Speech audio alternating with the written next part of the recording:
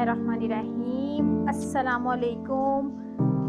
मर्द हो या ख़वातीन, जवान, तरोताज़ा और ख़ूबसूरत जिल्द सभी हासिल करना चाहते हैं, तो आज मैं आपको बताऊंगी सिर्फ 2 चीज़ों का इस्तेमाल, जिसे इस्तेमाल करके आप अपनी जिल्द को तरोताज़ा और चमकदार बना सकते हैं। धनिया और लीमू कुदरती एंटीऑक्सीडेंट से भरपूर होते हैं। इन दोनों का रस इस्तेमाल करने से आपकी जिल्द पर क्या हैरत अंगेज नताइज नजर आते हैं, आज मैं आपको बताऊंगी। जिल्द के लिए धनिया का इस्तेमाल।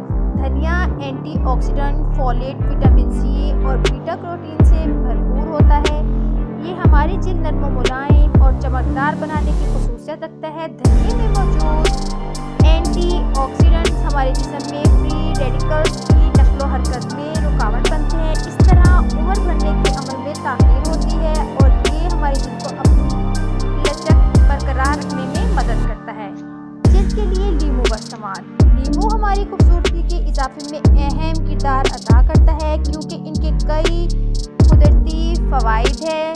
लीमू विटामिन सी, कैल्शियम, पोटेशियम और मैग्नीशियम का एक बेहतरीन ज़रिया है। ये तमाम ग़िज़ाई अज्जा आपकी जिल्द की अंदरूनी हालत और ज़ाहिरी शक्ल को बेहतर बनाने में मदद करते हैं।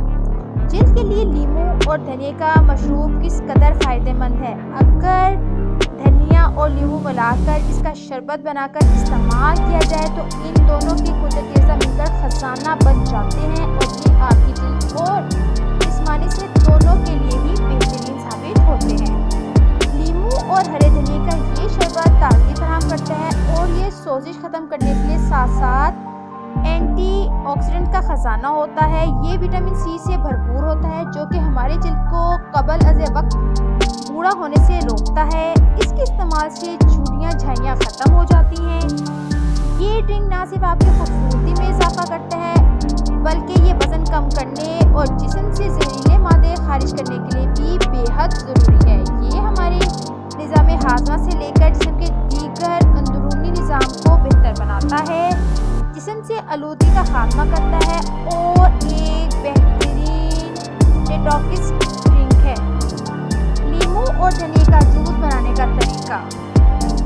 1 कप धनिया का ताज़े पत्ते, आधा लीमू, पानी हद ज़रूरत। तरकीब: ब्लेंडर में धनिया की पत्तियाँ और लीमू का रस शामिल करें।